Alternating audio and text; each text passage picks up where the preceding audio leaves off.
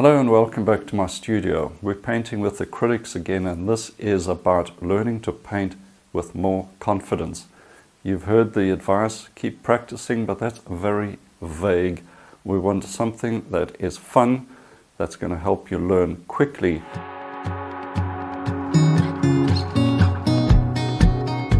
Now for success, preparation is key, but preparation can be boring and frustrating, except we're going to do it the fun way. This is my way of using preparatory studies that is going to teach me about values, color, temperature, composition. In about an hour, I can do 400% more work than just trying to create one painting. And when I say work, it's not really. I'm getting some lovely little painting studies done, but it teaches me everything I need to know to create a big and complete version. And that's also what you're going to get a glimpse of as well in this video. This is the reference I'm working from, and there are so many possibilities with this scene. A realistic scene, impressionist scene, abstract, you name it. This type of reference can inspire many things. But I want to get to know acrylics. I want to get to know my acrylic painting and paint with confidence. So I'm getting into these studies. I prepare the panel into 4 small thumbnail studies, kind of just a little smaller than a 6 by 8 inch. First thing I suggest is start with a monochrome study. Here I'm just using titanium white and ultramarine blue, and basically just do a quick monochrome. Try to learn about the values. You're also figuring out the composition, how big you want to make the shapes. For instance, do I want this house as big as this in the final painting? Well, I get to think about that. I'll try it out and also just get an idea of what I want to do with the background as well. Looking at the reference, there's like distant fields back there, but I feel like maybe I want to make more of the mountains. Number 2 is I'm just trying a warm color palette with some deep yellow and some warm red, some burnt sienna. And this starts to teach you about color temperature. And as I said, I'm going to adjust the house. I'm going to make that smaller, make the mountains more prominent, and get a nice warm color palette going with this, a nice warm color harmony. Simple fields in the front, more yellow than green. Just want to make more out of this.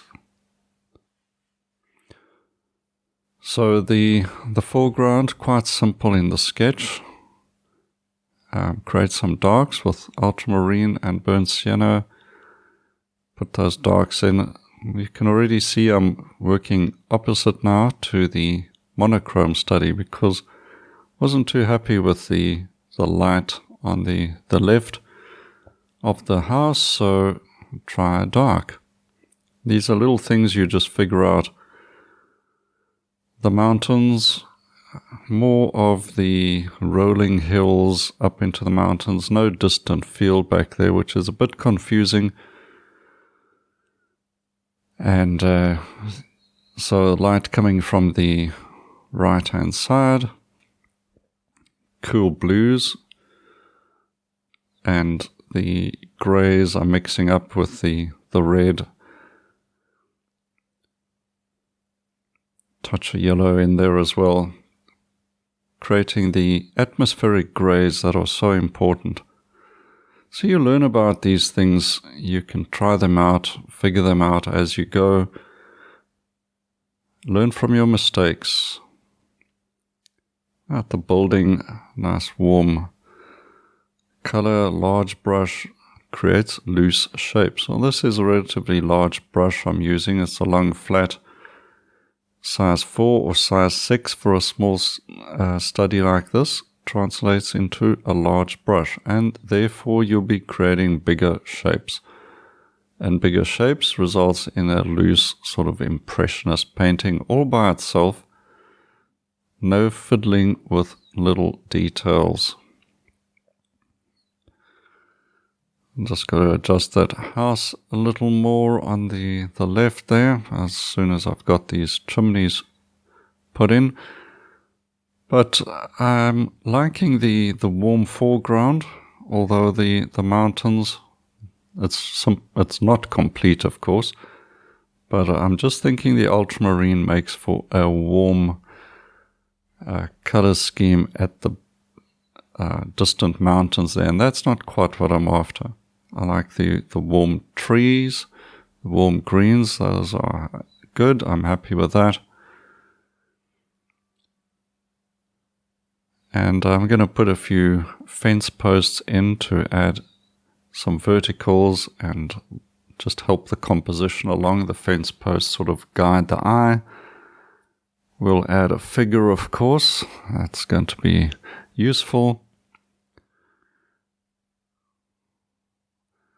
So I quite like this study. I think there's a lot to be gained from it, but I also want to adjust the mountains. Like I said, that's the biggest thing. Maybe the house needs to be a little smaller once again.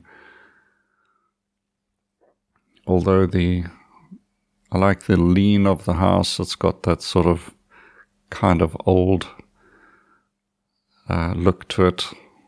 Not quite as stable as it used to be, perhaps.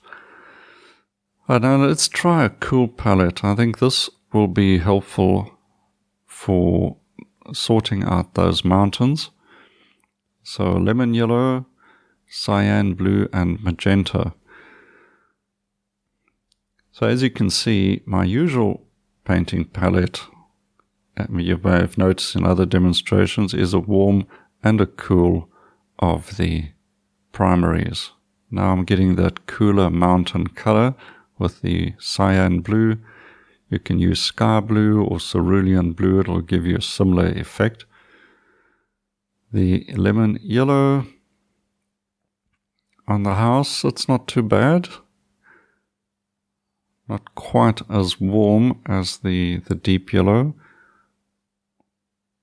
Or just a straight cadmium yellow.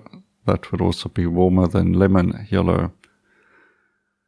Okay, the house is, I think, too small. I definitely want to make the house a bit bigger. I'm using lemon yellow for the foreground, and it's not quite as warm. And I prefer the foreground to be a lot warmer.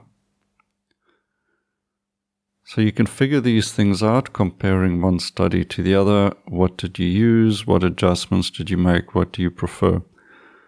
The green I've got for the tree on the left, it's too cool. Using the cyan and lemon yellow makes a very cool green. Look how warm this foreground is for the first color study compared to this one. So I will take a few things forward into the main painting, the cooler colors for the mountains, the warmer primary colors for the foreground, make the house a little longer, not quite as small as in this one. So onto the main event, applying those ideas and what we've learned from those color studies. I worked on those color studies probably about 30 minutes, and now I can put that into this painting. I'm using the cool colors for cooler atmospheric mountains.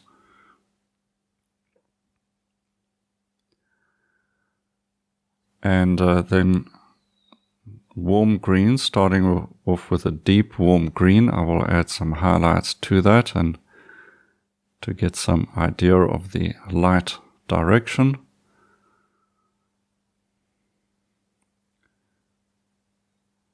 Just a touch of white for the highlights, but basically it is a deep yellow with ultramarine and getting a warmer green. It just makes the painting also quite a bit richer. The cool blues for the distant areas, and also I'm adding this field over here that will also add another layer or more depth to the painting. Then getting the deep yellow and titanium white and starting off creating some texture in the foreground, much warmer, as I've spoken about already. Touch of a red light in there to create a very soft orange, building up broken color, as you've seen in previous videos I've done recently on acrylics, creating texture. A warm facade to the building with yellow and white, and a few more highlights on the side of the building as well.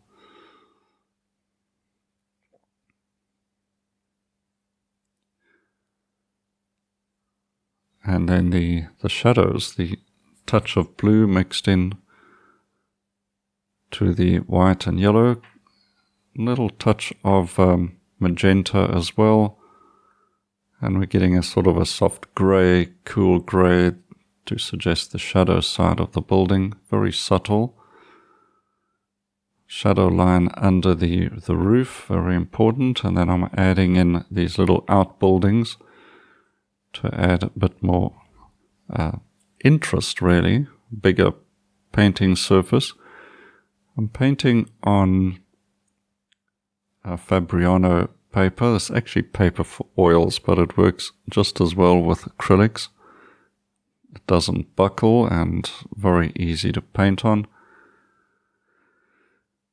So a few detail adjustments, add a few little things, but in principle I'm following what we've seen in the previous demonstrations.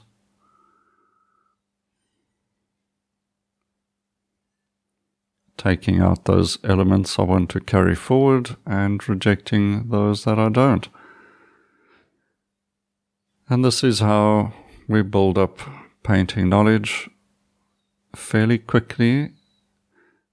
All in, this is probably an hour of painting, and something you can do on the weekends or maybe in the evening as well, even after work if you have time. But it's not going to be too onerous on your time, and the time that you have is well spent. Adding a few little extra touches, shadows, a few detail, such as a bit of burnt sienna at the base of the building. Continuing to build up the warmth and texture towards the foreground.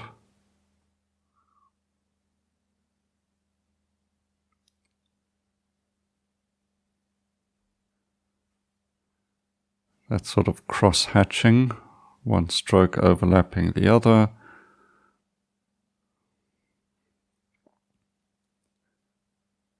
Slight variations in color temperature here or there to add extra dimension.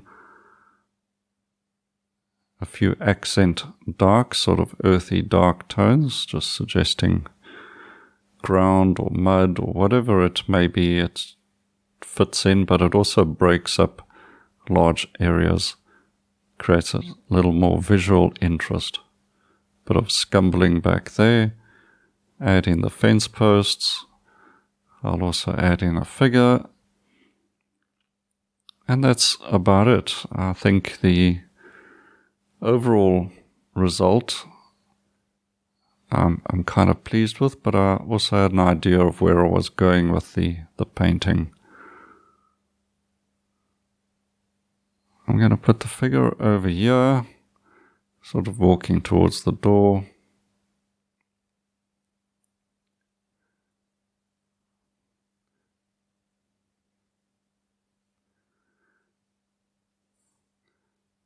Few more textural elements.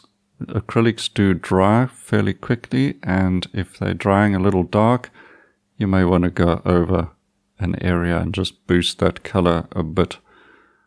This tree is a bit fiddly as well. I'm going to just put in a few broader strokes there in a moment. And yeah, just consolidate that with a few bigger brush strokes. These lights will dry a little darker.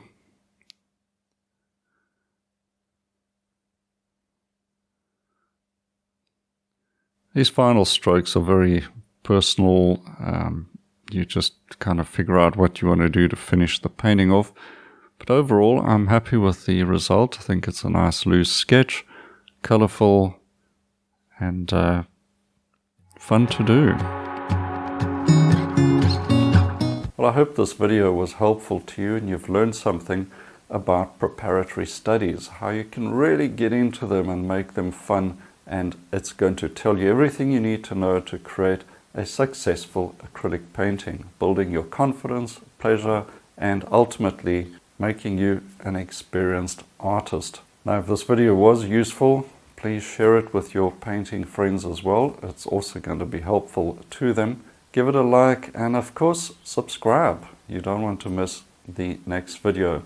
I've got plenty more for you up here in the link or in the description, some free painting courses and even acrylic courses as well for beginners and advanced. Check them out if you really want to get into the subject a lot deeper.